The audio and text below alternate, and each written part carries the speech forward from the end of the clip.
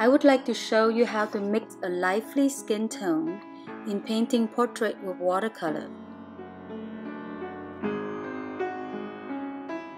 I will show you exactly what colors I use to create warm and cool colors when I paint the skin tone in this painting. I use a variety of hues from red, orange, brown to purple, blue, and green. However, I switch back and forth between warm and cool colors to balance the tone.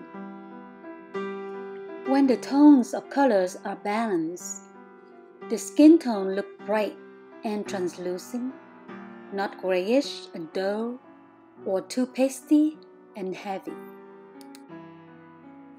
I also intensify the values, in this case, make the dark shade darker to bring out the forms of the subject. As a result, the portrait will look joyful and alive. For a full video, you can check out my link on vimeo.com. Thanks for watching.